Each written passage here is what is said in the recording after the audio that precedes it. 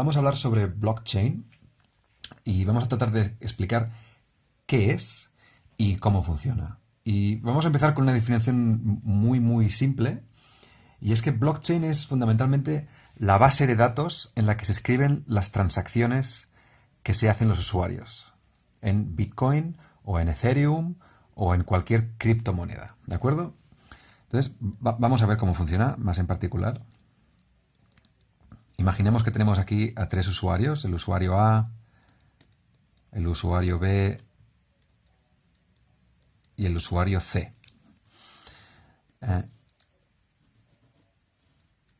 Blockchain realmente son bloques que están encadenados. Entonces, imaginemos que el usuario A recibe de un usuario X, que no está en esta formación, recibe en el bloque número 1 5 Bitcoin. ¿De acuerdo? En el bloque número 2, el usuario A decide mandarle al usuario B 3 Bitcoin.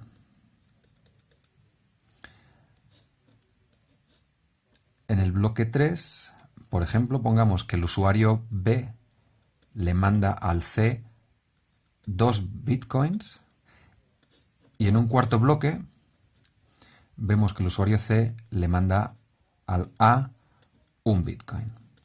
¿De acuerdo? Y de momento dejemos aquí la cadena y nos paramos en este momento del tiempo, y si nos fijamos, nosotros podemos reconstruir los saldos de estos usuarios simplemente mirando esta cadena. Yo veo que en este punto del tiempo el usuario A tenía 5, que aquí le mandó 3 al B, con lo cual se quedó con 2, y el usuario A aquí recibió 1 más, con lo cual 5 menos 3, 2, más 1, 3. Yo aquí sé que el usuario A tiene 3 Bitcoin. Si miro el usuario B, veo que recibió 3 en este bloque, veo que mandó 2, el usuario B tiene 1 Bitcoin, y el usuario C veo que recibió 2 y aquí mandó 1, con lo cual al usuario C le queda 1 Bitcoin, ¿de acuerdo? Entonces yo, a la hora de escribir el quinto bloque, sé que no voy a aceptar ninguna transacción que suponga que el usuario A se gaste más de 3 Bitcoin, o el B más de 1, o el C más de 1, ¿de acuerdo? Esto, hacerlo en un banco sería relativamente sencillo, y de hecho ocurre todos los días. Si yo tengo dinero en un banco, no me van a dejar hacer transferencias por valor superior al saldo que tengo en ese banco. Pero claro, blockchain, o Bitcoin, una de las premisas que tiene es que opera al margen de cualquier banco. Entonces esto nos hace llevar a algunas preguntas, como por ejemplo, ¿dónde está esta base de datos? Estos bloques de blockchain, ¿dónde están escritos? ¿Quién los escribe? Bueno, pues estos bloques se escriben por una red de usuarios especiales, a los que comúnmente se llaman mineros, ¿de acuerdo? Y yo voy a hacer aquí una configuración muy sencilla de una red elemental con simplemente 5 nodos, ¿de acuerdo?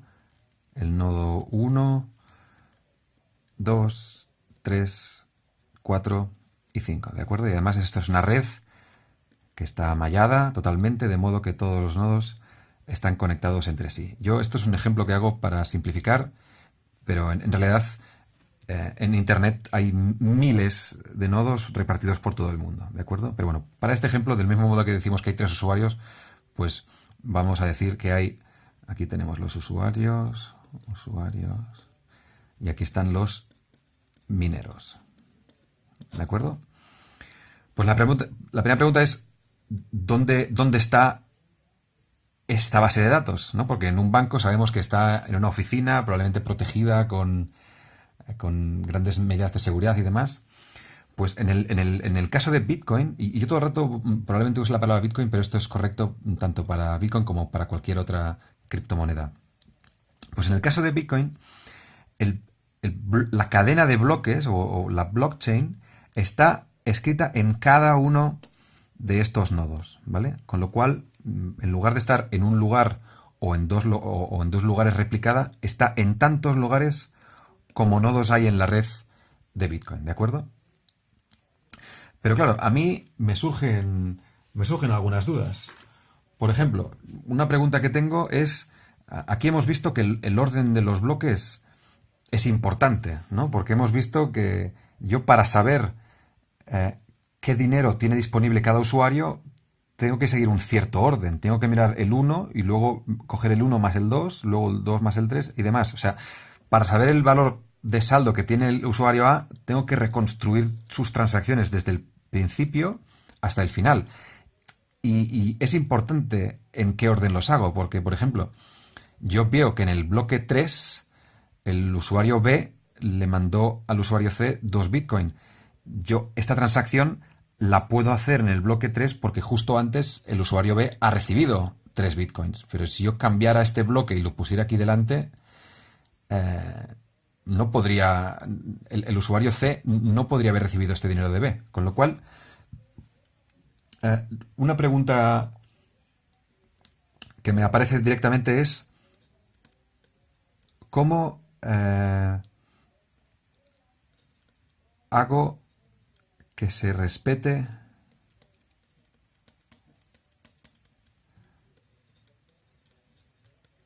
el orden de los bloques? Y luego tengo otra pregunta, por ejemplo, ¿qué es lo que impide que, dado que estos usuarios son un poco distintos de estos de aquí, qué es lo que impide que este nodo de aquí vaya a este bloque número 2 y cambie esta transacción y en lugar de mandar A 3 Bitcoin al usuario B, esto lo borro y digo que el usuario A lo que hace es mandársela al usuario, al nodo 2, ¿vale? Que es el, o sea, se manda a sí mismo esos 3 Bitcoin. ¿Cómo aseguro la integridad de los bloques, ¿no? ¿Cómo protejo la integridad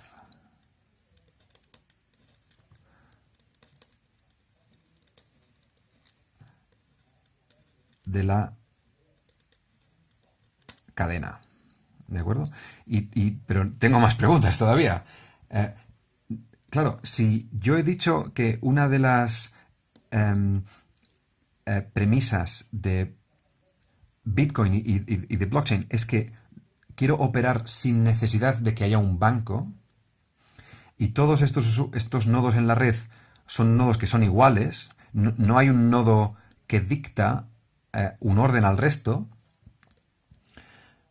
¿cómo evito que más de un nodo escriba el siguiente bloque? O sea, ahora va a haber un bloque 5 con nuevas transacciones. ¿Quién va a escribir ese bloque?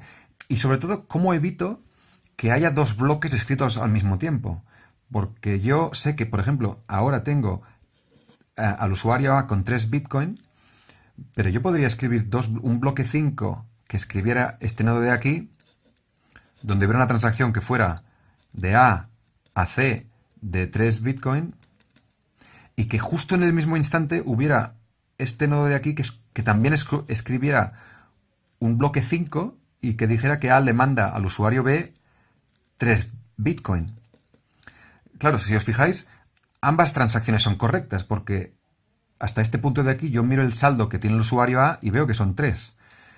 Pero o se los mando a C o se los mando a B. Lo que no puede ocurrir es que haya dos nodos que escriban un bloque al mismo tiempo y con lo cual termine gastándome más saldo del que tengo. Entonces,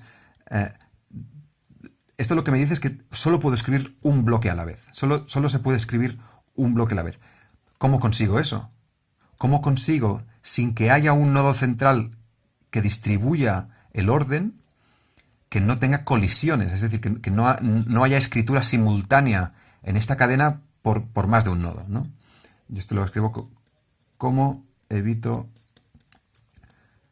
colisiones de escritura?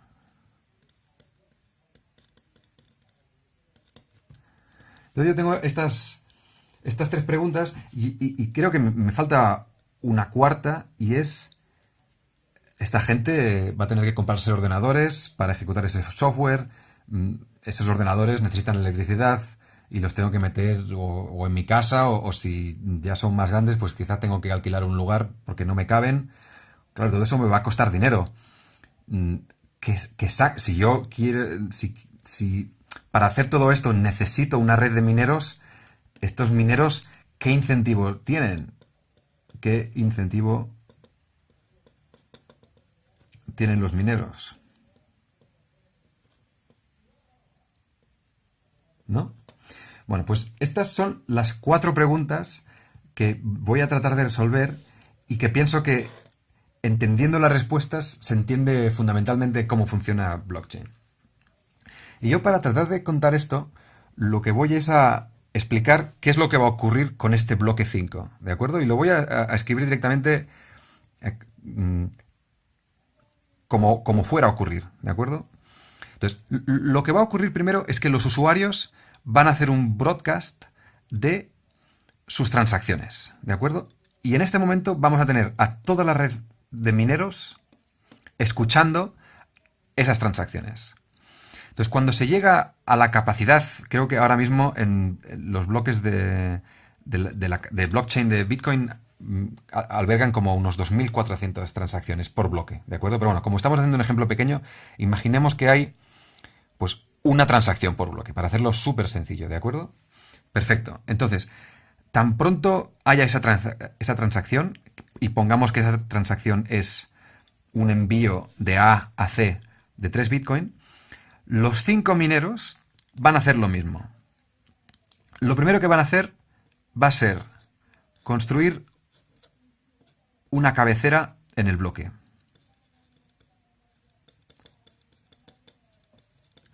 Y en esta cabecera lo que van a poner es un hash del bloque anterior. O sea, van a coger el bloque 4, porque estamos en el ejemplo de que estamos viendo qué es lo que ocurre cuando voy a escribir el quinto bloque.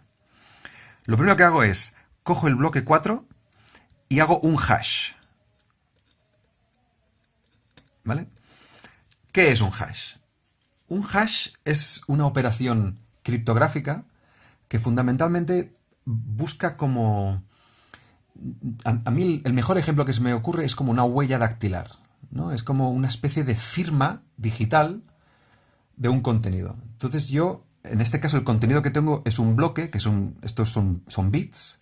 Entonces yo cojo estos bits y trato de buscar cuál es su firma, su huella dactilar, su firma digital, ¿de acuerdo? Y funciona de una forma que los hashes son siempre en una dirección. De la misma forma que yo puedo hacer fácilmente de la persona, cogerle la huella dactilar, lo que no puedo es, a partir de una huella dactilar, imaginar cómo es la persona. Pues lo mismo con un hash. Si yo tengo el hash, del hash no puedo reconstruir el bloque. Sin embargo, del bloque sí que fácilmente puedo hacer ese hash, ¿de acuerdo? Y el hash este es un hash concreto que se llama SHA-256. Esto no es tan importante, pero básicamente esto me retorna un chorro de 256 bits, ¿de acuerdo? Pues esto lo pongo en la cabecera. ¿Por qué lo pongo en la cabecera?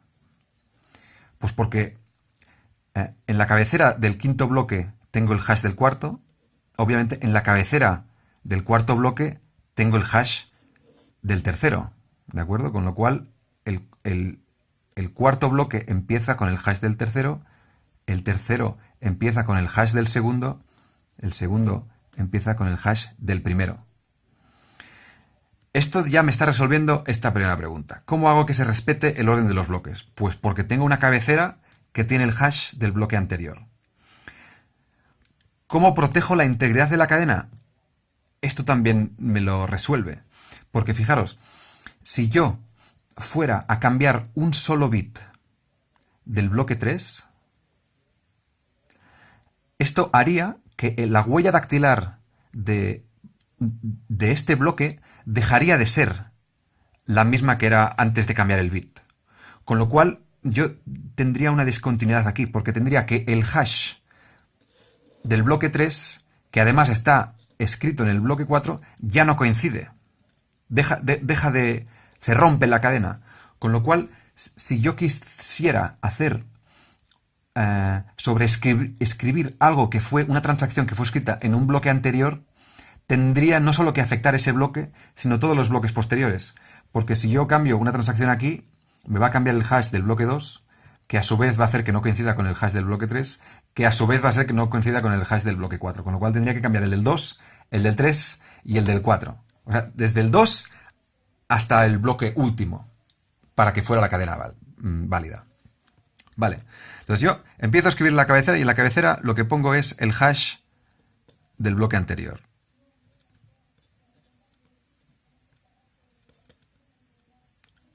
Perfecto. Esto es como empiezo a escribir el bloque.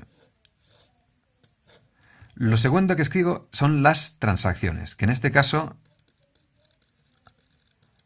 Transacción... Que en este caso es una transacción única y hemos dicho que íbamos a usar esta, que es el usuario A le manda al usuario C 3 Bitcoin. ¿De acuerdo? Y lo último que escriben en el bloque es una respuesta a una incógnita. ¿De acuerdo? Y esta es la parte que nos va a traer un rato explicar, pero que es la que hace que blockchain y Bitcoin sean algo tan interesante y tan distinto de las tecnologías que se han visto hasta ahora. Vale. ¿Cómo encuentro? O sea, repasemos. Estamos en el bloque, a punto de hacer el bloque 5. Están todos los mineros escuchando a los usuarios esperando a que salga una transacción. La transacción se da. El usuario A dice que le quiere hacer una transferencia de 3 bitcoins al C. Lo primero que hacen los mineros es coger el último bloque y hacer su hash. Buscan la huella dactilar y la escriben en la cabecera. Cogen esa transacción y la ponen aquí y entonces se disponen a tratar de responder a esta incógnita. ¿De acuerdo? ¿Y cuál es esa incógnita? La incógnita es aquel valor que hace que si yo hago el hash de este bloque entero, cabecera, transacciones y respuesta, me dé un número de 256 bits que empiece con, por ejemplo, 30 ceros. ¿Vale? 30, esto es un 0, no es una O, es un 0, ¿de acuerdo? Vale, aquí tenemos que parar un momento porque imagino que muchos estaréis preguntándoos, esto no lo entiendo del todo. Vale, y por eso antes he estado un rato hablando sobre cómo funcionan los hash. El hash no olvidemos que es la huella dactilar de un input, ¿de acuerdo? Entonces, imaginemos que, siguiendo con el ejemplo de la huella dactilar, que yo para cambiar la huella dactilar de una persona, al final un poco lo que tengo que modificar es su ADN, ¿no? Tengo que hacer un cambio intrínseco en la persona para que la huella le cambie. Pero imaginemos que yo realmente no sé determinar cómo tengo que hacer el cambio en el ADN para que la huella dactilar me dé de una forma u otra, ¿no? Y esto es un poco lo que pasa con esta función hash. Yo sé que cuando le pongo un input, el output que me sale siempre es el mismo. Pero si me piden que el output sea uno concreto, si me dicen, no me importa cómo sean los últimos 226 bits, pero los primeros 30 quiero que sean 0. Claro, yo como minero, la cabecera no la puedo cambiar porque es el hash del bloque anterior. Las transacciones no las puedo cambiar porque son las que me vienen de los usuarios. Sin embargo, tengo aquí un bloque que justamente lo que me dicen es, aquí lo que tienes que encontrar es cuál es el valor que hace que cuando pones a todo esto junto dentro de la función hash, te salen esos 30 ceros. ¿De acuerdo? Y la realidad es que no hay una forma no hay una fórmula para encontrar esta respuesta. La única forma de encontrar esta respuesta es ir probando. Literalmente, es ir haciendo pruebas. Entonces lo que ocurre es que hay una carrera. Se ponen todos estos mineros a la vez tratando de encontrar cuál es esta respuesta. Y lo que hacen es tratar de hacer el máximo número posible de cálculos por segundo. De hecho, y esto lo podéis, hay varias webs donde se puede consultar. Hay una que es blockchain.info, creo que se llama. Lo voy a poner luego en la descripción. Donde puedes mirar cuál es la capacidad total de los nodos en la red. Es decir, cuántas operaciones por segundo están ocurriendo en un momento en el tiempo. Yo lo miré ayer por la noche y había 11 millones de terahashes por segundo. Si os fijáis, un hash es esta operación de sacar la huella dactilar de un input o sacar el hash de un bloque. 11 millones de terahashes son 11 millones de trillones de hashes. O sea, si yo sumo la capacidad de computación de todos los nodos que están minando ahora mismo, pues está viendo ahora mismo, mientras estás viendo este vídeo, por lo menos ahora en noviembre de 2017, porque esto está subiendo exponencialmente. Ahora mismo en la Tierra hay cada segundo 11 millones de trillones de hashes tratando de encontrar valores que cumplan esta condición. ¿De acuerdo? Entonces, hemos resuelto cómo hago que se respete el orden de los bloques.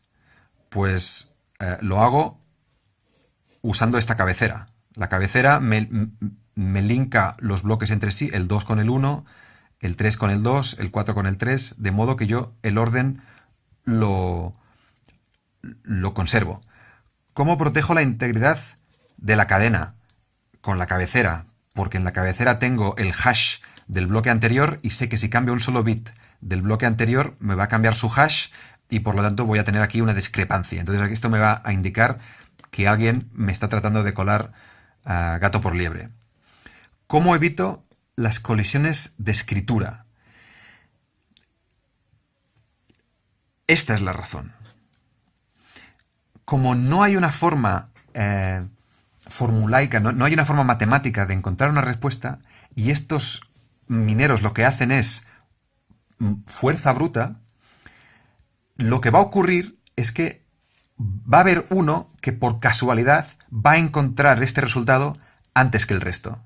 Es decir, quizás en el bloque 5 se ponen todos a correr y el nodo número 3 por casualidad encuentra un valor para esta sección del bloque que da que el hash del bloque entero empieza por 30 ceros.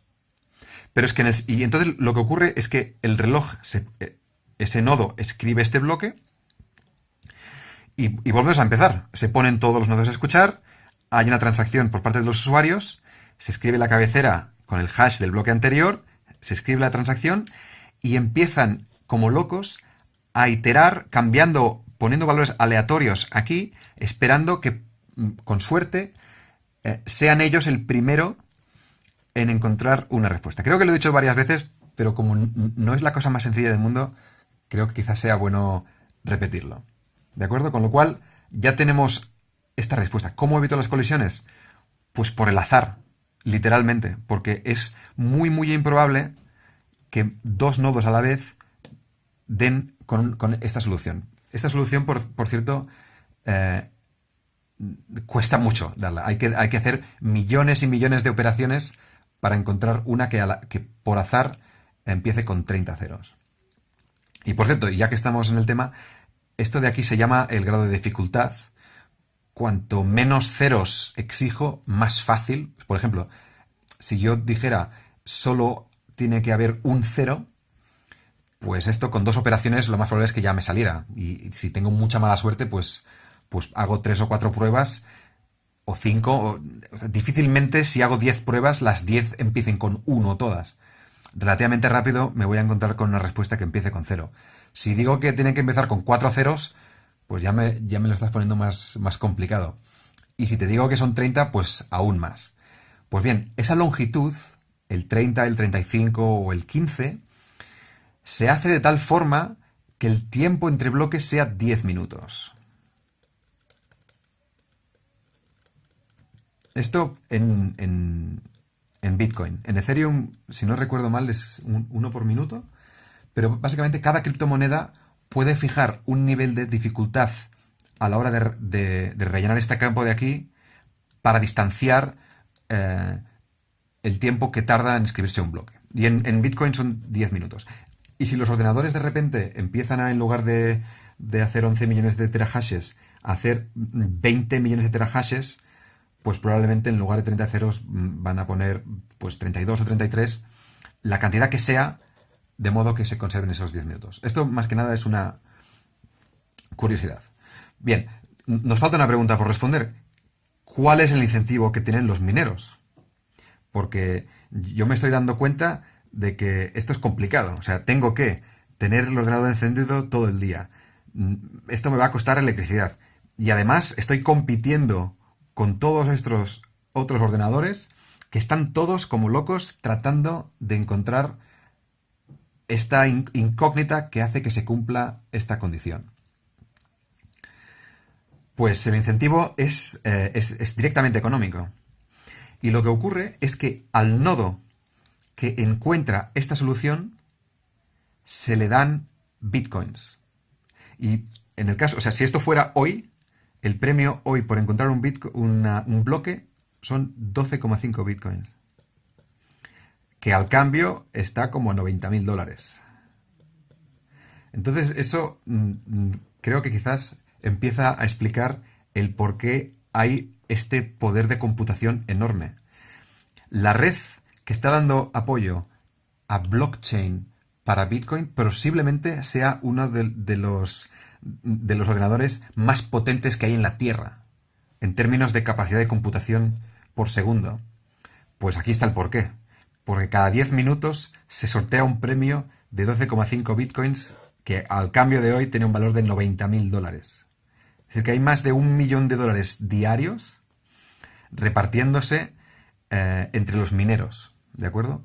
Claro, los mineros se gastan mucho dinero en comprarse equipamiento que les permita tener opciones a ganar la carrera, ¿de acuerdo? ¿Y cómo reciben esta transacción? O sea, ¿cómo reciben, perdón, este dinero? Pues lo que van a hacer va a ser, en el propio cuerpo del bloque, escribirse una transacción hacia ellos mismos. Que en lugar de ser o sea, de un usuario a otro, viene del sistema hacia el minero. 12 bitcoins. 12, esto no se ve bien aquí, disculpa. Y de hecho, en realidad, esta transacción es la primera que se escribe en el bloque. Vamos a repasar. Estábamos en el bloque 5. Perdón, estábamos en el bloque 4. Tenemos a los mineros escuchando todos a que haya un broadcast de las transacciones de los usuarios. Se da una transacción. El usuario A dice que le quiere mandar 3 bitcoins al usuario C. En ese momento, todos los mineros escriben en la cabecera del siguiente bloque el hash del bloque anterior.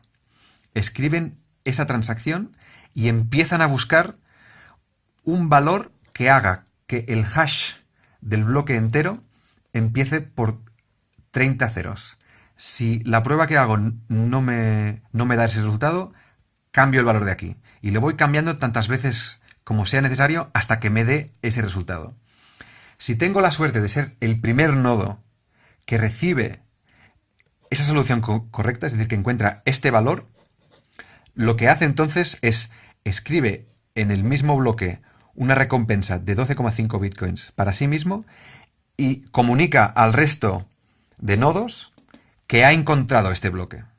El resto de nodos en ese momento lo que hacen es verificar que efectivamente, si yo hago el hash del bloque entero que propone, pongamos que esto ha sido el bloque 4, ¿de acuerdo? Lo que van a hacer los mineros de al lado va a ser hacer el hash de este bloque, que va a tener cabecera las transacciones, y esto de aquí que ha encontrado el nodo 4, va a verificar que tiene 30 ceros, va a verificar que no hay transacciones ilegales y que todo el mundo se ha gastado dinero acorde a lo que tenían hasta el bloque 4, y va a verificar que efectivamente la cabecera de este bloque es el hash del bloque anterior. Si cumple todo esto, este bloque de aquí va finalmente a convertirse en nuestro bloque 5.